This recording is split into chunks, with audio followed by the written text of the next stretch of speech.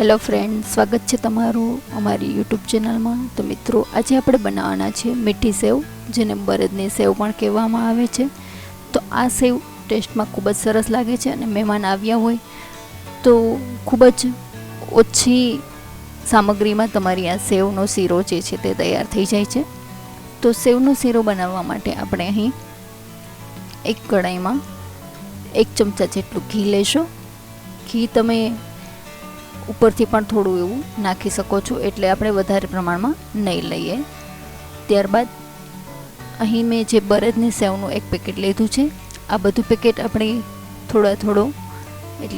થોડો એવો ભૂકો કરીને તેને ઉમેરી દેવાનું છે। હવે આપણે આ કઢાઈમાં બધી સેવ ઉમેરી દઈશું।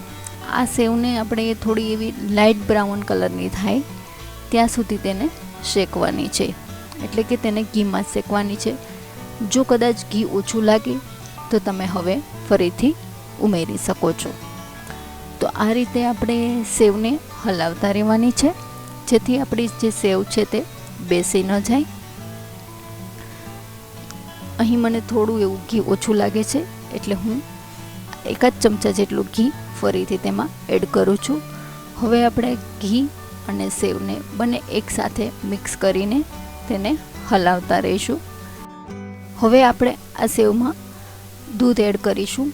અહીં તમે દૂધની જગ્યાએ પાણીનો પણ ઉપયોગ કરી શકો છો। અહીં હું દૂધનો ઉપયોગ કરું છું, તો મેં અડધા લીટરથી થોડું એવું વધારે દૂધનો ઉપયોગ કર્યો છે, અને જે દૂધ છે એ ગરમ દૂધ છે। આ ગરમ દૂધ એમાં એડ કર્યું છે। ત્યારબાદ મેં અહીં 1 વાટકી જેટલી ખાંડ એડ કરી છે, કિસમિસ એડ કરીએ છીએ। તો આ રીતે તમે બધી વસ્તુ એડ કરી શકો છો। તો આ જે સેવનો શીરો છે એ હું દૂધમાં જ બનાવું છું, તમે પાણીમાં પણ બનાવી શકો છો, અને ખાંડની જગ્યાએ તમે ગોળનો પણ ઉપયોગ કરી શકો છો। તો આ વસ્તુ તમે તમારી ઈચ્છા મુજબ બનાવી શકો છો। તો હું અહીં મીઠી સેવ માટે મોળો માવો જે છે એ આશરે હું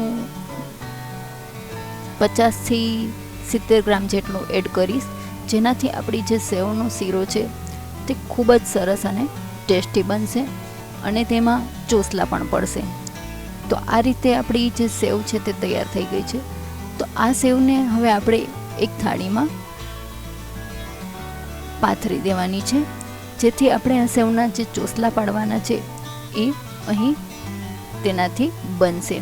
તો અહીં તમે મિલ્ક પાવડરનો પણ ઉપયોગ કરી શકો છો, એ તમારી ઈચ્છા મુજબ, અને જો કંઈ પણ ન હોય તો ફૂલ ફેટવાળું દૂધ હોય તેનો પણ ઉપયોગ કરી શકો છો, જેનાથી તમે તમારી સેવને ટેસ્ટી બનાવી શકો છો। તો મારી પાસે મોળો માવો અવેલેબલ હતો એટલે હું મોળા માવાનો ઉપયોગ કરું છું।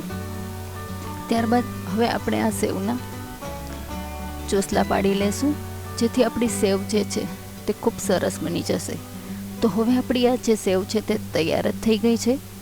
હવે તેને તમે ગરમા ગરમ ભોજનમાં ઉપયોગમાં લઈ શકો છો। તો એકવાર જરૂરથી ટ્રાય કરજો। આ સેવનો શીરો બનાવવો તો ખૂબ જ સરળ છે, અને લોકો ખાશે તો પણ આંગળા ચાટતા રહી જશે। તો મિત્રો, જો તમને મારો વિડીયો પસંદ આવે તો લાઈક અને શેર જરૂરથી કરજો। Thank you.